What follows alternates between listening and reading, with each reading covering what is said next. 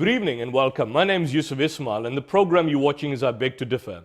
This program focuses on contemporaneous debate on socio-economic, political, cultural and religious issues affecting us as South Africans, and certainly exploring and unpacking some of the global dominant trends in the international community and how it impacts on us as South Africans.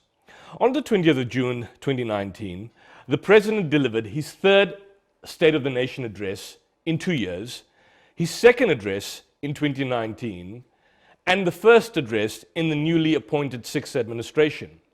This evening, we focus and unpack and spotlight on three critical issues that was purportedly raised: the issue of the economy, the issue of land, and the issue of corruption.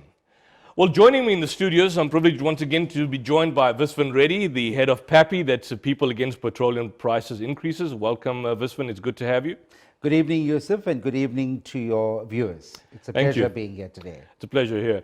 And joining us via phone, we're joined by anti-apartheid stalwart Professor Ben Turok. Good evening, Professor. Hope you're well. Good evening. Thank you. And this is obviously the second. Now, we were here in the same spot earlier this year. And let me start off with you, Professor. Many politicians, and we've certainly seen the analysis and the comments by opposition political parties, they pointed out there's this clear point that the State of the Nation address was extremely high on dreams, high on vision, but low on detail. I mean, we heard the constant rhetoric from the President himself. We will deliver, we have transformed, we will change. We are basically continuing our mandate as ANC. But there was little issues on details in terms of how these outcomes would be achieved. But when questioned, his Secretary General, Ace Magashule, defended it by saying that his dream was in fact the people's dream. As an outside observer now, Professor, do you see this as this recent address as somewhat delusional in terms of grandeur, but very little in terms of delivery, in terms of the spotlight as to how this could be achieved? Actually, I don't agree. It seems to me, and I listened to the speech very carefully, and I made copious notes. I've got 3 pages of notes that I made during the speech. And I found quite a lot of hard information and not detail, but references to concrete things that he tends to do. And yes, there was a dream, and there's no doubt about that, and he's entitled to a bit of speculation. Maybe it was a bit excessive about the city and about a high-speed train. Perhaps that's a bit excessive, but why not? But on the main content of the speech, by the way, it was quite a long speech for a State of the Nation address. It was 1 hour and 20 minutes, which is rather long. And my notes tell me that there was quite a lot of hard information about what he intends to do. For example, let's take the question of the Reserve Bank. Now, although he endorsed the mandate of the bank, he went on to say, and the quote that you gave earlier was not quite correct. He went on to say that the Constitution requires that the Minister of Finance consults regularly with the Governor of the Reserve Bank on employment. And in fact, that's what so much debate has been about, that the Reserve Bank must take into account the question of employment, not just price stability. So, it seems to me that if I were to go through the speech line by line, I could really demonstrate quite a lot of hard decisions that he referred to, which is much more than a dream. Point, Professor, is this. No one is denying the fact that he has the mandate and certainly the prerogative to share his vision and to share his dream. Certainly as a visionary, one would obviously believe that as a president he has his grand ambitions. The point that I find somewhat problematic is that the kind of platitudes that were placed on the table before us were the very same platitudes that we've heard from his predecessors, that we've heard from Thabo Mbeki, from Jacob Zuma. And at the end of the day, what the concern was, I understand the example you gave about the Reserve Bank, although many within his party would have a totally different view. What people were concerned about was real action points that he previously announced in his previous two State of the Nation addresses. I mean, he mentioned 5 strategic goals that would be important to focus upon. But the question was, how will we get there? And I'm going to bring you in, Viswan. How will he ensure that South Africa goes hungry, does not go hungry? How will he get the economy to grow at a faster rate than the population? Who will create the 2 million extra jobs for young people over the next decade? I mean, he's looking at 2030. How will we get every 10-year-old to read? How will he ensure that the minister, Bheki Cele, halves violent crimes in 10 years? I think the main issue is the how. And whilst there may be certain pointers on certain aspects, like, for example, it wasn't concrete enough, as some would argue. Would I be correct? Well, let me deal with that, because I also found that the first 20 minutes of the speech was full of platitudes, and I was very irritated in the first 20 minutes, because that's when he talked about the 7 priorities and the 5 goals, and that was very Thabo Mbeki type of stuff, and far too many priorities. You know, when Thabo Mbeki was president, he came across with the apex, 21 priorities. And I was in Parliament then, and what I did with that piece of paper was to throw it away. You can't have 21 priorities, and you can't even have 7 priorities. If you have 7 priorities, you'll meet none of them. So it is quite true that in the first 20 minutes or so, the speech was full of platitudes and generalities. But then he warmed up, and then he became much more hard, much more concrete. And when he talked about youth unemployment, for example, he was very honest. He said that 50% of young people are unemployed. There's nothing vague about that. It is a hell of an admission to make for a president to say that under his watch, 50% of young people are unemployed. And then he went on to say that we have to rectify that. And he did say that every business must now take on young people, government must take on young people, that the whole question of entrepreneurship must be attended to. He did say that in every township, he wants to see black empowerment happening, entrepreneurs being encouraged. You know, it's a local authority which has a township or townships within their jurisdiction now knows that you cannot simply neglect the townships. You have to create the facilities for young people to get into entrepreneurship and to build businesses and so on, which means relaxing restrictions, relaxing regulations, and providing capital. And so, you see, it seems to me that the guidance that he was giving, and it was guidance, it wasn't instructions. You're right there. It wasn't instructions. That's not his job. His job is to give guidance. But the guidance that he gave was really quite clear about youth unemployment. He spent an awful lot of time talking about youth unemployment. Viswan, let me bring in my guest in the studio. Viswan, the point being made by Professor Turok is that when you look at the nature of the speech, or as he conceded, the platitudes that existed in the first 20 minutes, and subsequently the arbitrariness of the speech, that the mandate of the president was not so much as to sit there and point out a list of A's to D's or Z's that people need to do, but just simply a kind of a way forward, guidance and obviously those under him would lead the process. I mean, is that what his mandate was? Yeah, no, I don't think that's his mandate.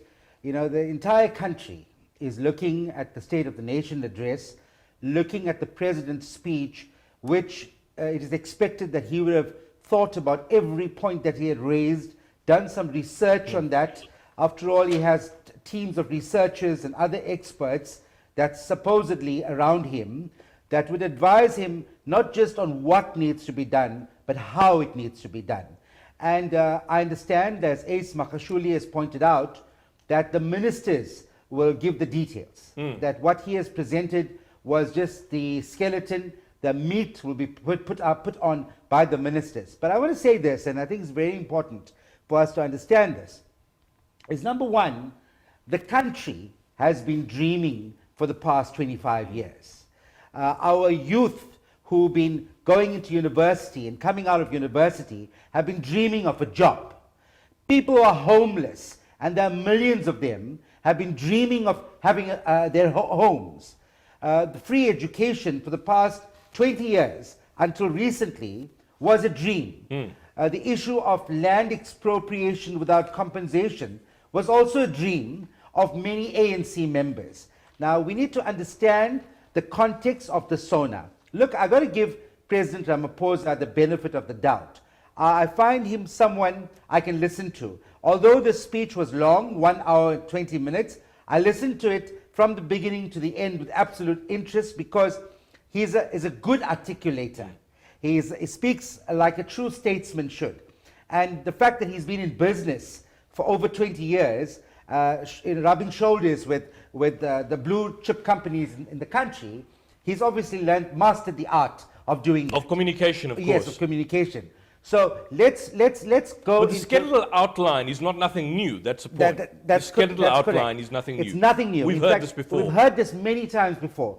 This is just a dream that President Ramaphosa has presented. It's his dream. And I want us to look at the context in which this dream has been articulated. He's the president of the country, and he's also the president of the ANC. Let's not make no bones about the fact that it's not just the country that voted for him, but the stark reality is that the ANC has put him in there. So the ANC would be expecting, ANC members would be expecting of their deployee to deliver on certain things. And what we must understand, and let's be clear about this, that the 54th National General Conference of the ANC resolved on many things, but the two most important things is, number one, the issue of land. In that they were clear. Land expropriation without compensation. But that's the point. And the second one is regarding the Reserve Bank.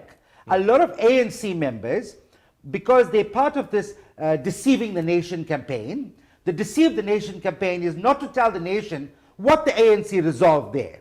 The ANC resolution in the 54th conference was that the Reserve Bank must be nationalized and owned by the public and the people of this country. Which was not the angle that he was moving in at this point. That's absolutely correct. So ANC members would be expecting him to talk to ANC resolutions. And he's midway through the ANC next conference. So the chances are that when he goes back to that ANC conference and he has to respond about how far he has delivered in terms of the ANC mandate that he was given, he would fail dismally. And that will depend on, that will give him a guarantee whether he comes back or not. So if the ANC does not elect him, he will not be the president midway. I mean, he can be recalled. So the suggestion of not, before we have to go for an ad break, just before the suggestion of non-mentioning the nationalization of the Reserve Bank, was that more particularly the fact that it was in some way or the other compromised to big business? Absolutely. Beholden to big business. Ramaphosa is going solo.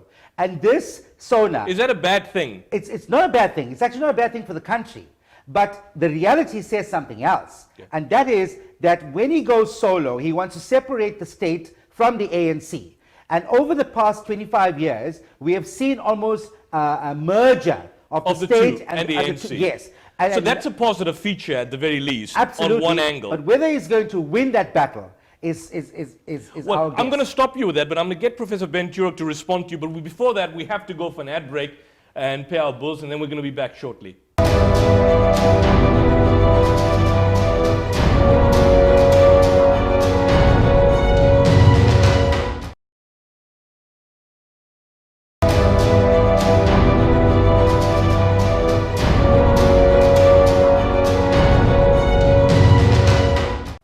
welcome back to I Beg to Differ. I'm your host, Yusuf Ismail, and with me in the studios are Viswan Reddy, the founder of PAPI, and via phone we are joined by Professor Ben Turok, a well-known anti-apartheid activist and academic.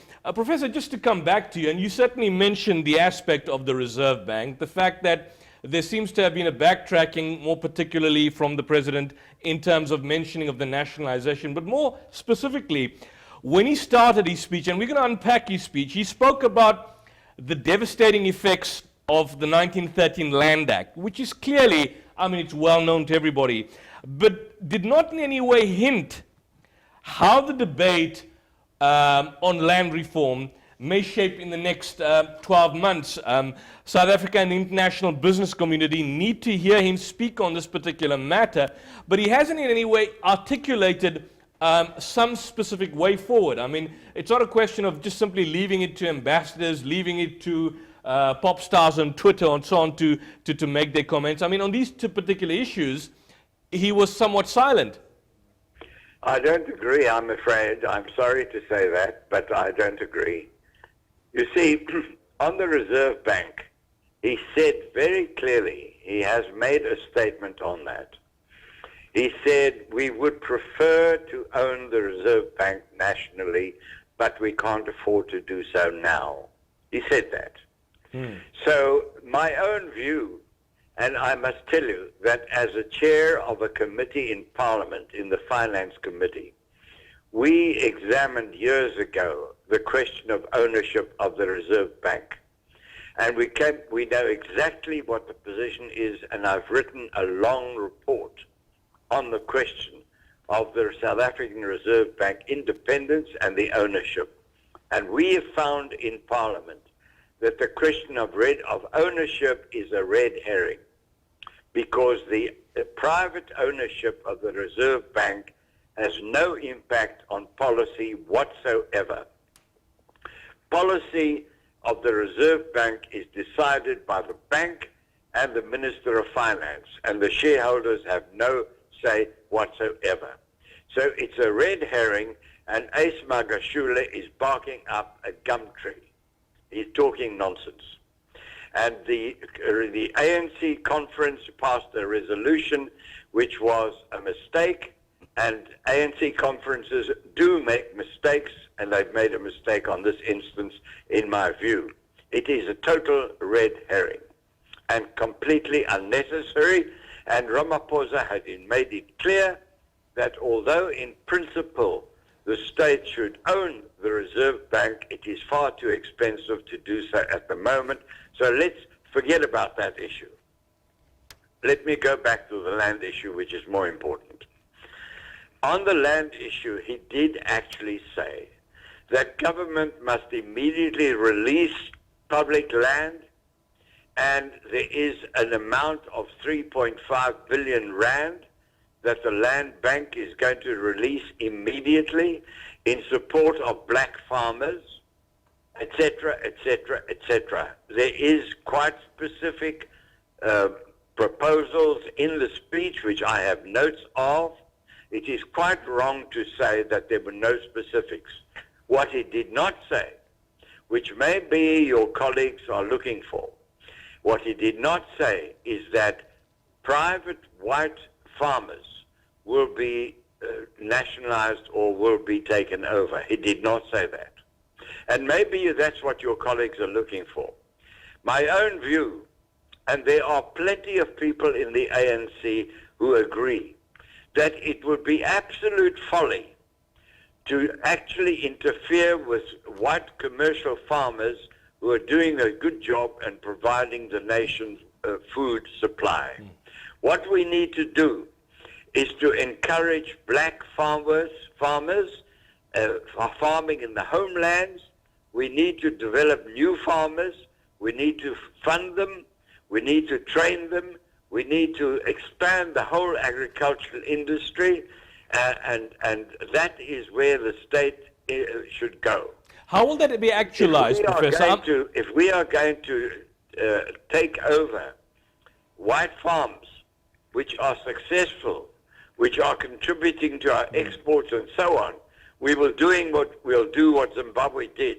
kill agriculture. I agree with you. hope I agree, and I that think your Viswan colleagues agree. are not thinking in that way. We both, I think we both agree with you on that particular point. And certainly white commercial farmers are indeed successful and certainly contributing to the economy. But the problem- the reality, and I'm going to come to you, Viswan, I just want to know, how will the issue of the 3.5 billion, which the land bank has apportioned, be actualized? How will that happen?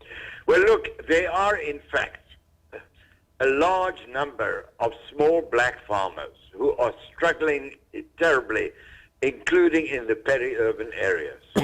Around our cities, there are black farmers who are working on land, and they get no subsidies. You see, unlike the apartheid government gave enormous support to Afrikaans farmers. Enormous. You know that, and I know Yes. that. The National Party state subsidized white farmers on a huge scale. And as a result of that, white farmers were successful. They were able to buy seeds. They were able to buy fertilizers. They were able to buy skills. And when you think of the agricultural research stations they built, they were excellent. But the ANC has not assisted black farmers country-wise. No, not at all. Not at all. That's and because that's the point. I think That is the point, and that's where the Yeah. 3.5 billion must go. In fact, the 3.5 billion Okay. is not enough. But Viswan, But just it's just hold on. The point No, that you're making, Viswan. the point I'm making is quite simply this. I mean, Ben is 100% correct. I agree with him around the issue of the white farmers. Yeah. Because if you want to destroy a nation, you destroy its means of productivity, especially around the farmers. And we've touched that in this country, and it's bad news for the country.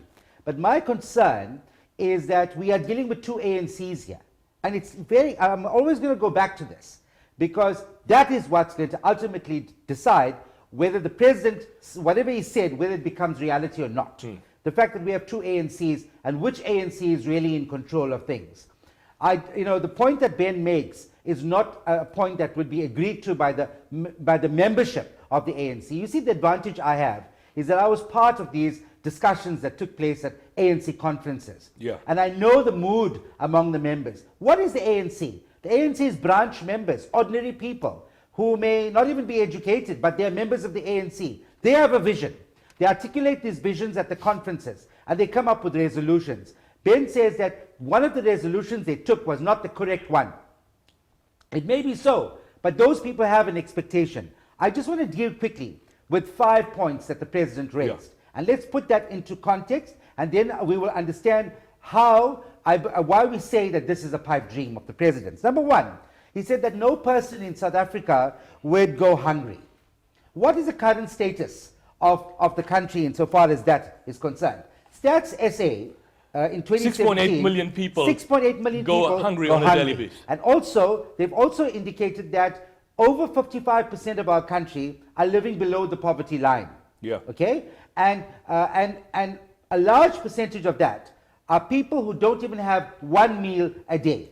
Now, my question is, how do you, and this is important to understand, how would you address such a serious, major problem where you've got current, in 2017, 6.8 million South Africans who But besides are that, experiencing the hunger? economy is growing far, the I'm coming population to is that. growing far further than the economy is growing at a much faster rate Yeah. than our population, right? That's what he said. That's what the president said, that the economy will grow faster. But the Yes. opposite is the case. Right. The Stats SA in 2018 said that our population is 57.7 million, and it's growing at a rate of 1.55%.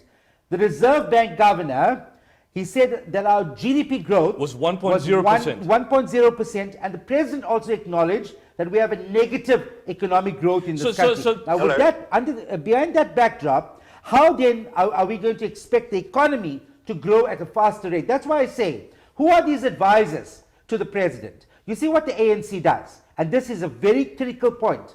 It only looks for expertise from within its own ranks. And that's the problem in the country with Eskom, with all the other SOEs, and they fail to go outside of that to get the best people to do the job. If you have the best people doing the job, then you would find that the country would find solutions that will work for the problems we have. Then he makes a statement that 2 million more young people will be employed in 10 years. This State of the Nation address is a plan for 10 years. In 10 years, we'll have 2 million people employed if the dream becomes a reality. It's about 155,000 per year, maybe more. Maybe more. But the reality is that at the moment, in the 18 to 34 year age gap, we have 4 million people within that range who are unemployed. Now, if 4 million people are unemployed currently, the population growth is 1.5%. In 10 years' time, you can expect that 4 million to grow much more than that. We are only going to employ 2 million people in the 10 years. That, to me, is not acceptable. And finally, the next point which he raises is that his dream is in 10 years, every 10-year-old will be able to read and write. The reality is the opposite. I mean, that's clearly the Progress in International Literacy. I think it was the same report that you read. 78% of South African children cannot read or write. The last point, which I'm very passionate about, is the question of violent crime. Yeah. Now, the murder rate in 2017-2018 was 20,336 murders, which was 1,320 more than the previous year. That excludes your rape, your sexual offences and others, which is at an exorbitantly high rate. Now, that's just one part of his speech, which I've analysed. I've looked at other critics, and based on that, I said it's not possible. It's not going to be able to no one's going to come up with concrete plans So that's basically thing that the goals you can measure. He's saying no person in South Africa will go hungry. It's refuted by the stats. Our economy will grow at a much faster rate. The stats say otherwise. Yes. 2 million more people will get education. Statistics say otherwise. Crime being halved. Professor, the figures look bleak from what I can see. Yes. You know, you're missing something terribly important. And you may not agree with me, but I have to make this point. That our present situation is partly the result of 10 lost years of Zuma's rule, when there has been so much looting, so much state capture, so much corruption, which we read about every day in the Zondo Commission. And Ramaphosa has said again and again that we had 9 lost years of malpractice, bad governance, crooks in charge of our country, and therefore all sorts of bad consequences arose. And everything that he said is based on the assumption that we can now begin to build a clean government without those things which will rectify many of those wrongdoings. Professor, I tend to agree with you, and we have to go for an ad break quickly, but just on that point, referring to the tide of corruption that certainly existed under the Zuma administration, I think you would agree with that, Viswan. But the reality is that if you look at the present Zondo Commission, and that's been going on for months now, not a single arrest has been made emanating from the hours and hours of devastating evidence. Daily. And on a daily basis. And how much more time does the NPA and even the newly appointed National Director of Public Prosecution in fact need to pounce on at least one of the two, one or two culprits? It hasn't happened yet. Why not? We're all worried about that. And we're all worried about that. We all understand, we all see the difficulty. Indeed, arrests should have happened long ago. The explanation from the NDPP is that the whole institution of the NPA was undermined very seriously, as was the police. That is the explanation they give us. Well, I'm not able to say whether it's wrong or right, but you're quite right. People should be in prison right now, and they're not, and that is a major problem. But we're talking about the president's speech. All I'm saying is that he has promised that he will fix the wrongdoing of the past. And I take him at his word, and we should give him a bit of time in order to see that he does it. Let's take him at his word. Let's take him at his word. How long will that be? At his word. Let's take him at his word. His word, he said to us that these ANC members and leaders who have been tainted by corruption, charged and so on, will not find themselves back into parliament. They will not even occupy positions in parliament, especially ministers and others. But this week here, just before the... So now, Mildred Oliphant, who's now resigned, came back into power. yes, and then you've got many of these people who are currently being investigated have been appointed chairs of portfolio committees by the ANC. So can you see really who's in control? Who's really in So control? are you saying the man's a paper president? That's what he is. A Teflon. That's the way Well, it is. I'm going to stop you there. We're going to explore this. I have to be going for an ad break, and then we're going to come back. We're going to continue this interesting discussion.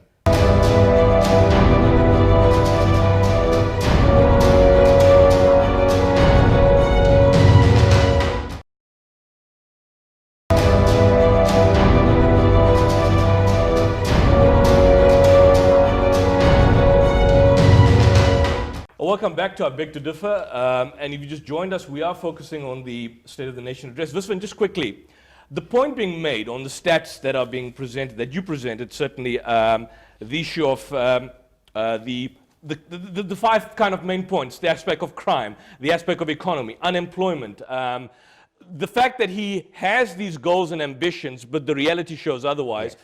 Ben is saying that the catch-22 situation, in a manner of speaking, that Cyril Ramaphosa is placed in is by virtue of what happened in the 10 years during the Zuma administration.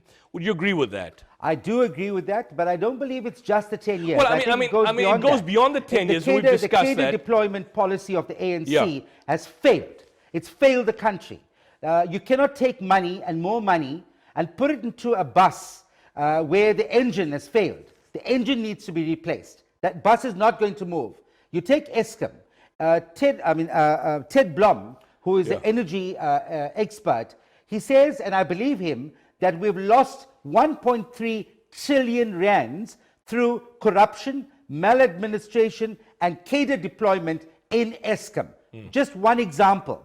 Going there and putting 240 billion rands into Eskom doesn't mean it's going to solve the problems. Not so. You need to put the right people in there so that we can get the job done. If we want the job done in this country, put the right people in positions where they can manage it. We've got a brain drain in this country, where we've got qualified people who are leaving the country because they can't be employed. Yet we need skills and expertise to keep the machines running. Speaking about Eskom, Viswan, in the earlier State of the Nation address, that was in February, he did mention the fact that there would be an unbundling of Eskom into three different tiers. Yes. In the present State of the Nation, I want both you and Professor Ben-Turok to deal with this. Now, basically, there is an about turn.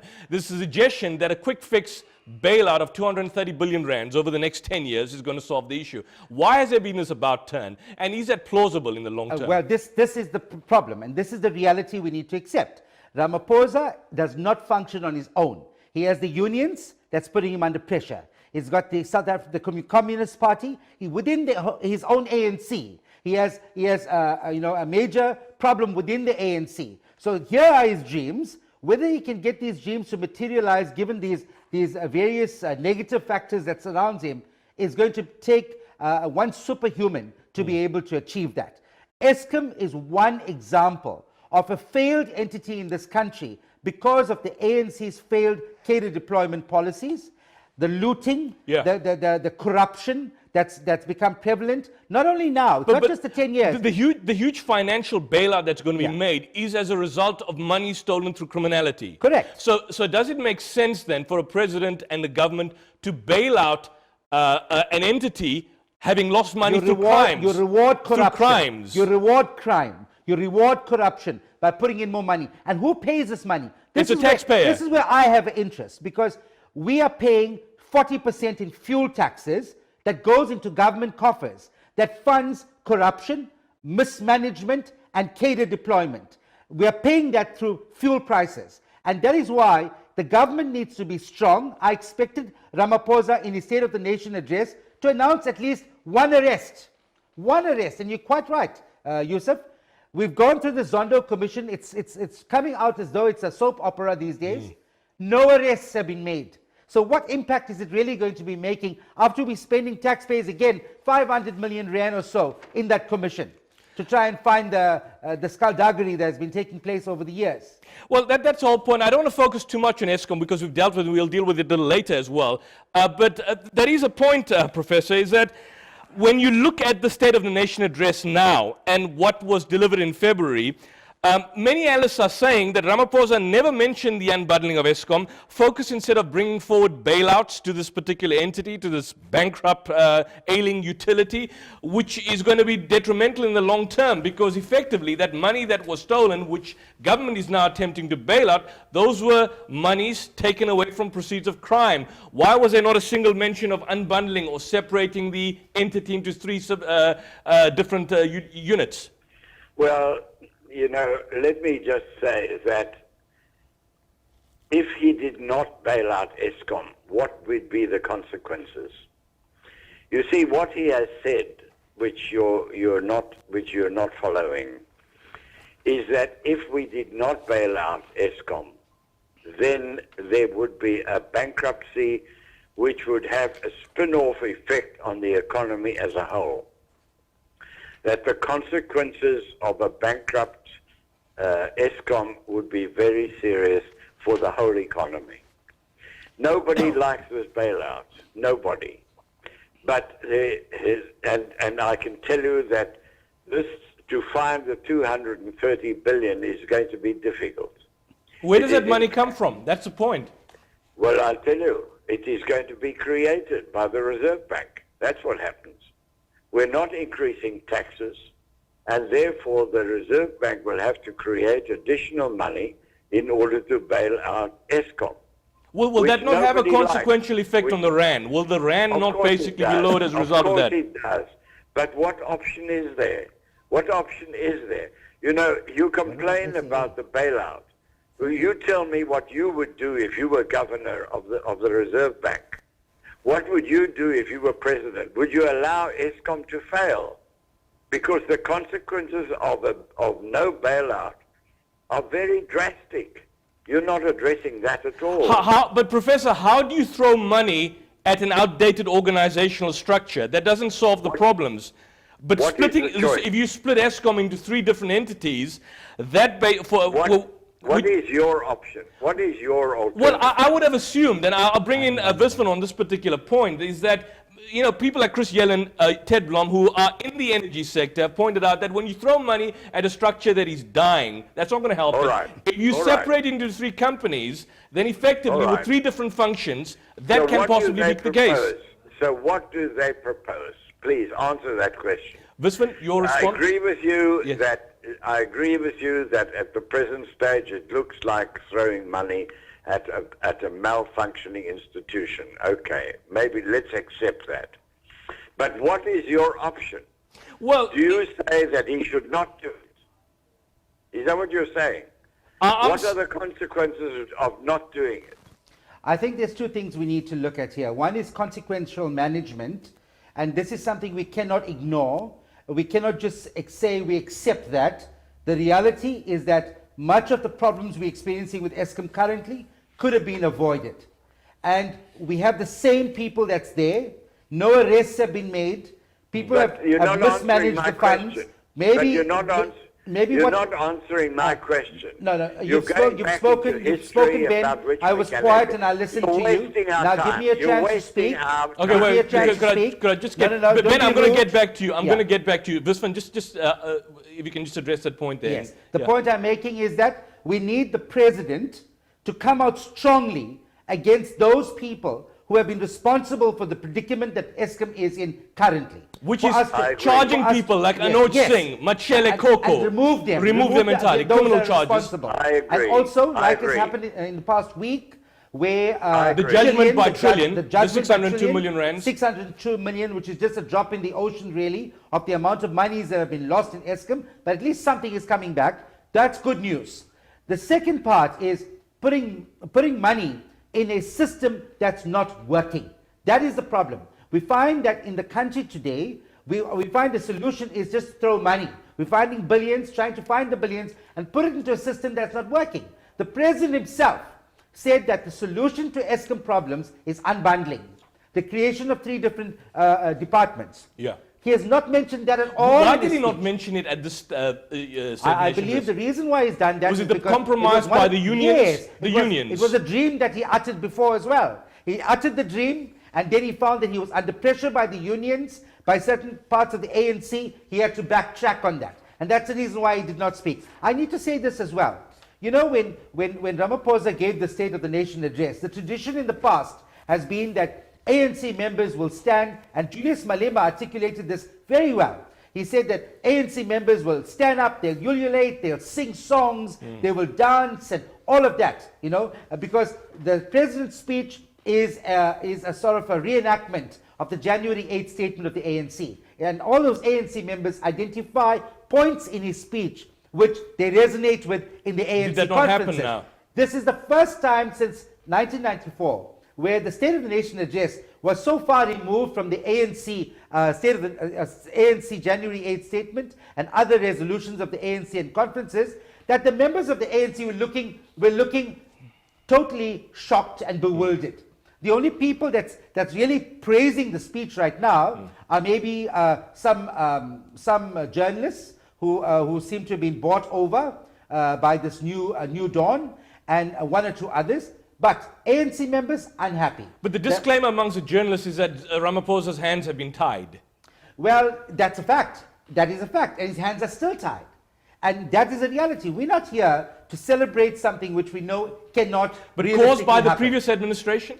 Well, it could be, but it's caused by simple policies. It's policies of the ruling party that's caused this problem, not necessarily any individual. I agree the past 10 years has been 10 years where we've lost a lot in this country. Was it as a result of Jacob Zuma? Because this is something that I mean, your position in the public sphere as well, Viswan, has been ambiguous somewhat. But there's policy problems that happen, but there's also criminality at the highest level.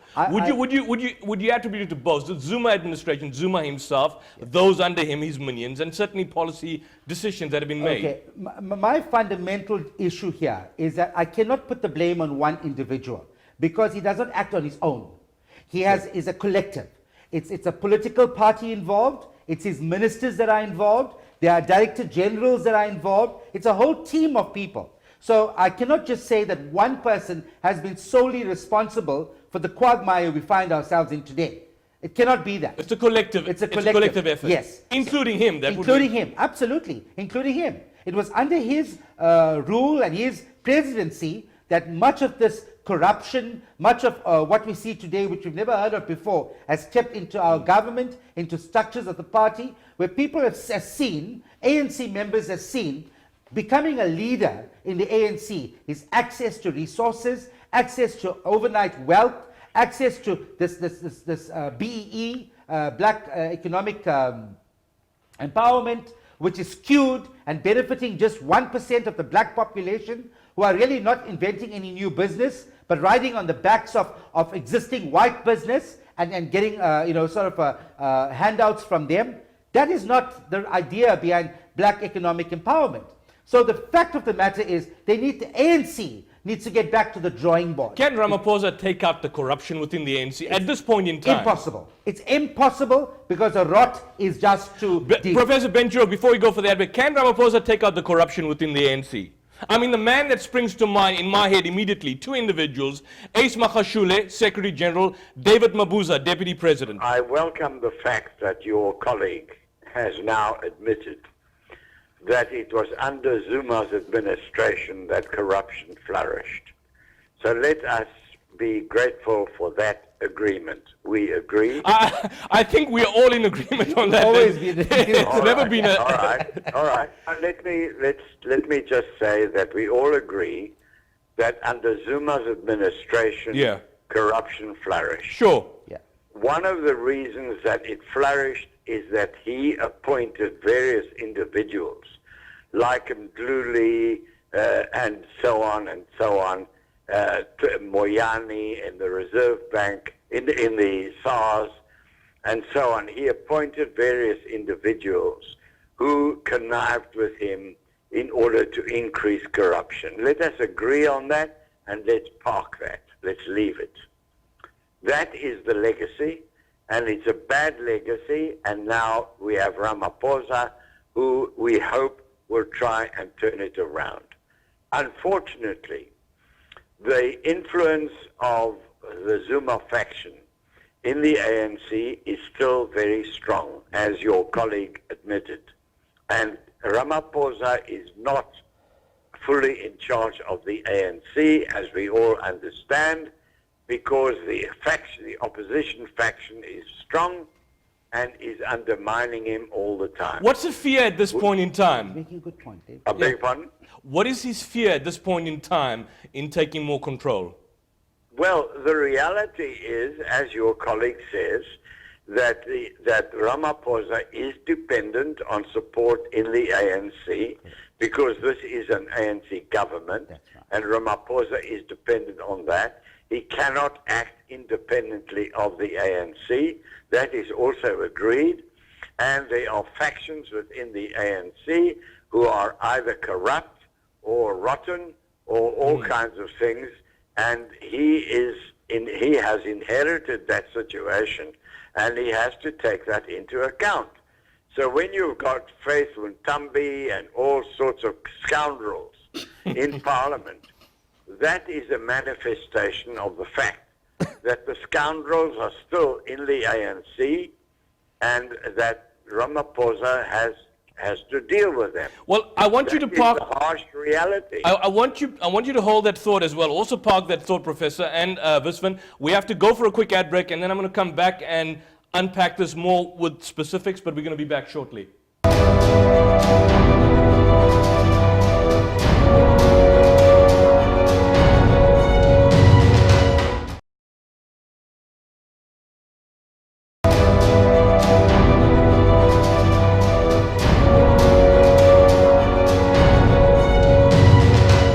Welcome back to our Beg to Differ, and we are in our final segment and in a fascinating discussion with both two passionate individuals, Viswan Reddy, founder of PAPI, and Professor Ben Turok via phone.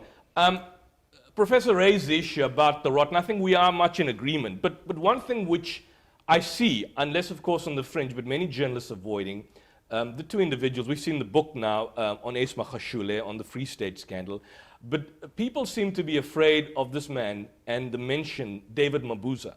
Now, when you talk about David Mabuza, the names that come to mind, Jimmy Moshlashla, murdered in 4th of January 2009. Sammy Mapatlanyane, murdered January 8, 2009. Both gunned down. Moshlashla was the speaker of the Mbombela Council and obviously was involved in this crusade exposing corruption leading up to 2010 World Cup. And then James Nkambule, who was very much part of the Youth League at some point in time, an outspoken critic, agent provocateur, made a lot of accusations against David Mabuza when he was then the premier, and subsequently murdered. I mean, this hasn't gone away. Although people have stated, go ahead to the National Prosecuting Authority, he's challenged individuals, these allegations still remain. Is that somewhat disturbing, that a person with such a tainted background ends up becoming the Deputy President, Viswan? I think firstly, Yusuf, you have to do me a favor. If tomorrow I get murdered, and you know who murdered me, please don't go write a book about it. Go to the prosecution authority, go to the police, and report it there, and be a witness. But they have reported it. The point is, Nkambule did report it. Now, my problem is, if you've reported it and the police have not acted on that, and you've taken that accused and you made him, you didn't just put him in jail, you've made him the deputy president of the country, then it brings into question this whole issue of our justice system and our prosecutorial system, our criminal system. That has failed us. That seriously failed us, where a criminal, alleged criminal, is now the deputy president of the country. Or alternatively, the Secretary General of the ANC is elected by over 2,000 delegates at an ANC conference who have faith in a man who is tainted in a book that says that he's involved in all types of... Disturbing. Very disturbing. It actually makes me disturbed about the state of our country. But that's the whole point, Viswan, is that any normal person in any organization, I'm in legal aid or wherever I'm based, there are charges laid against you, allegations. The normal situation will be stepped down. It's not just simply murder allegations. Next year, Mabuza is involved in a High Court matter. There are claims of 1.2 billion rand damages by a businessman filed in the Pretoria High Court. That's going to be heard in, I think, 27th of June to August 2020. Okay, now that talks about another promise of Ramaphosa, the establishment of the Integrity Commission. Remember, the Integrity Committee of the ANC. Because for an ANC person to be deployed, they need to pass through the Integrity Committee's which is purportedly scanners, passed. which is supposedly past that. But why So do you have an integrity committee when you could have had the disciplinary codes of the ANC that deal with this kind of rot in the first place? Well, the Integrity Committee ideally was supposed to enforce the disciplinary code of the ANC. And I'm not so sure whether this committee really has teeth or not. But the appointment of David Mabuza by Cyril Ramaphosa as his deputy is a continuation of Nasrec. Because he had him in Nasrec, it was through him that he became the president of the ANC. It was through him he became president of the country. And so he needs him to be close to him and not in Luthuli House. If he pushes David Mabuza out of Was he Parliament, a Zuma man? He was not a Zuma man. well, he was. He was a Zuma man. very much a Zuma and man. then made a transition to becoming a Ramaphosa man. Because he did a deal to become the deputy president of the country and deputy president of the ANC. Now the issue and the predicament that Ramaphosa finds himself in currently is, where should I keep this man? Do I keep him in Parliament where I have control over him, or do I leave him to get into bed with someone like Ace Makashule? Which will create a massive problem Correct. for Ramaphosa in his Correct. administration. So you can see that the factional battles within the ANC is playing itself out in Parliament, and that's why the entire country pays the price for it. Ben, So- would you agree, Ben? Because under his reign, I mean, as some would say, the so-called godfather of Mpumalanga, that's what his nickname was. 90% of the municipalities under his premiership never obtained a clean audit. The first major scandal of the new administration post-1994 was when he was the MEC of Education in 1998, apparently under the pressure he was under pressure to increase the province's matric pass rates, and Mabuza and a small team of bureaucrats apparently crooked the results. The allegations of murder leveled against him, the allegations of fraud, theft, and corruption. I mean, this man is fundamentally bad news. If you want to talk about someone rotten to the core, here's an individual that fits the description, yet he's still being appointed deputy president. I'm afraid I don't know his background at all. And I hear what you say, and it is very alarming. I'm afraid I don't have you heard about the murder allegations, Professor? Because a lot of people have mentioned this. Murder is certainly one thing. I mean, Yes, people I've could heard. make allegations of corruption all the time. When it comes to Yes. murder, there's just simply no smoke without fire. And certainly there's just not underlying cheap motivations. But this is Yes, disturbing. I've heard the allegations, but I'm not well informed about it. But I accept what you say. You are clearly very well informed, and I'm not on the Mabuza issue, and I defer to your better knowledge, and it is very alarming.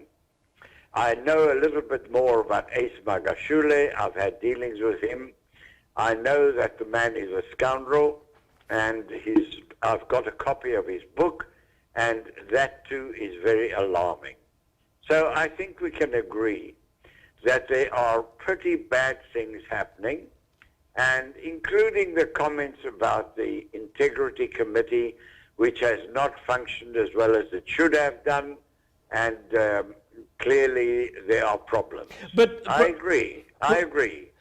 So let us not argue about things which we can agree on. The question, however, before us is this. Given that there are lots of bad things that have happened, and some pretty bad rotten apples have made their way in the system, given that that is the case, we now have a situation where somebody with a reasonably clean record, Ramaphosa, he's made mistakes, of course, Marikana and all that, but a reasonably clean public record is in command. And my position is this. Since we are faced with some very rotten apples in the system, and there are plenty of them, and we have somebody with a reasonably clean record in command, surely our job is to support him and to try and give him some space to do the job that he seems to want to do. Professor, that's fair what you're saying. I want Viswan to comment on this, but just I think, was it this Friday or last week Friday, the presidency confirmed that Ramaphosa had just been granted himself an extension in his reply to date, which he has not done, to the public protector on the preliminary Bosasa report. Now, if you look at that report, there was an about turn. Bosasa and the ANC have a relationship that is one that is founded on gluttony, one founded on the theft of state funds. And you had a situation where the president gives a report in Parliament stating that funds were basically received by his son. Once revelations were made by his son, Andile Ramaphosa, forces him to amend what he had said in Parliament about the donation and admitted that it was in fact funds received from the Bosasa CEO, Gavin Watson. And he says he had no reason to believe that there was an untoward relationship. Now the point is that the basis of the report by on Makwabana's report on Ramaphosa is that in her report, the public protector is seeking to find out if Ramaphosa had lied to Parliament about the origins of the donation. And it's clear that you've got one version given by him in Parliament and another version a few days later. Is that not simply a contradiction in terms? No, Ramaphosa, with regards to the Bosasa funds, he's in a pickle. There's no question about it. He lied to Parliament, that is a fact. I mean, and then he did say that if his son was involved in any skullduggery of any sorts, or malfeasance, he will ensure that he will take him to the police station himself. I agree with Ben to an extent where he says that Ramaphosa is a better devil than the other devils that we know of. And Ramaphosa is not entirely clean. The fact that we can make such a statement in this country speaks very lowly of us as citizens. Our expectations of our leadership has actually dropped to the point where we're saying that let's accept a person on his bona fides because he's only stolen 500,000 rands as opposed to 50 million. 50 million rand. And this one has lied to Parliament, the other one has lied to the nation. So we accept this as a lower form of crime or whatever. But I want to go to Ben's points that he raised in one of his articles last week. He said that the political position of the ANC in Parliament has to be consistent with the platform with which it was elected. I couldn't agree with that more. You cannot look at Ramaphosa in isolation from what's happening in the ANC at the moment. The ANC is in turmoil. It is in our collective interest as a country for the ANC to sort out its issues, to stop the divisions. It's costing lives, people are dying, and this is playing itself out in every sphere of our country, every department, local government. eThekwini is a classic example, within provinces and everywhere else. So it's almost like we want the ANC to take a break for 5 years. Get away from government and everywhere else. Get back to where you came from and go back to your branches and start to talk to ANC members of what is expected of your leadership. The integrity, put in the integrity back, morals and values back into the political system before we can change the government. Because the ANC government is an outshoot of what the ANC is all about. And I also want to talk quickly about what Ben said in another one of his articles. He said that black economic empowerment has failed in this country because it has become a get-rich-quick scheme for black business people who are parasitic of white business. You know, the greatest beneficiary of this BEE that Ben speaks about, the greatest beneficiary is none other than our wonderful president, Ramaphosa. That is a fact. And we need to accept that. So he is no saint. He's far from a saint. Well, that's a whole point. And just in reference to that, I mean, the issue is, the long and short of it, Ben, is, as was stated, that you have someone that purportedly lied, given two different versions, but if found guilty, let's assume the public protector found out that he lied to Parliament about the origins of the donation, then you would be in breach of the executive ethics code, something that has never been leveled against the head of state in South Africa. Would your view and perspective then change on him? Look, I think that two things. One is there are many questions around the public protector herself. You know, she is not the most judicious person that we have in the country. And so I think a little bit of caution about her battle with Ramaphosa is called for. Did he lie? Did he lie, But Professor? absolutely, but if he lied, he No, he must did take lie. the I consequences. don't- But Professor, how... I don't have to be a public I don't want to protector interrupt you. I don't want to find that. interrupt both of you, because I just want to continue. But we're running out of time. If he lied, I want to answer your question. If he lied, he must take the consequences. Absolutely. Look, I hear all the harsh things that your colleagues are saying about him and about the situation and so on. And I think we can all agree that the ANC situation is pretty bad. It's intolerable. It really is. And the situation is very, very nasty. Now, however, here we have a situation about which he and I can do very little about. We can talk about it, we can condemn it, we can agree that it's bad. But the situation is now of a certain kind. And our attitude should be what? Should it be a total condemnation of everything? Or should we say, let's see if we can hope that one aspect will improve? My own view is that the glass is half full, and therefore I am willing to give Ramaphosa the benefit of the doubt to a certain degree to allow him the scope to get on with the job. Should we give him the... And I agree the situation is bad. We can all agree on that. But given that the situation is bad, what do we want to do? You want the DA to come to power? You want Musi Maimane to come to power? Surely not. Surely. You want Malema to become president? Surely not. The reality then, Professor, then the reality, and the point I think being made is that we've taken this condemnatory stance. Perhaps it may be prudent to give the man the benefit of the doubt as a better option. But we've given the ANC the benefit of the doubt for the past 25 years. Nothing has happened. Yes, that is my point. We've given them What 25 is your years. alternative? Sorry, Ben. 25 years. What I don't want is for us to do two things. One, a band-aid solution to the problem. We have a festering sore, and Ben and I both agree there are serious problems in the ANC. What we're doing is we're putting a band-aid over the problem and not dealing with the problem itself. The second thing we're doing is we're setting the deck chairs on the Titanic. Ramaphosa wants us to prepare all the chairs, make it look good, and not see the fact that this Titanic is sinking. And that is the reality.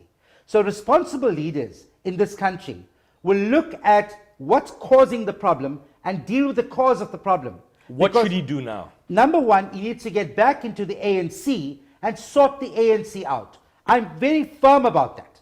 The ANC is the problem. You know, Luthuli House, Yusuf, appoints all these people. Whether you're the chief whip, whether you're the speaker, or the chairs of the portfolio committees, they're all appointed by Luthuli House. Who is Luthuli House? Luthuli House is the ANC. Let's not live in a fool's paradise and believe that Ramaphosa on his own can change this country, when really the people that's pulling his strings are at Luthuli House. Ben, what should the public do? Look, my view of my own role, and I think that your colleague must decide his role. My role is, I'm still a member of the ANC, although a reluctant Both member. of you are. Both of you are. Reluctant members. Both of you are reluctant members of the ANC. Exactly. And my role as a reluctant member of the ANC is to say critical support for Ramaphosa. Critical support. I support Ramaphosa, but I support him critically. In other words, we agree that there are serious problems. We agree that he too has deficiencies. However, he's the best we've got, and he's certainly a lot better than his predecessor.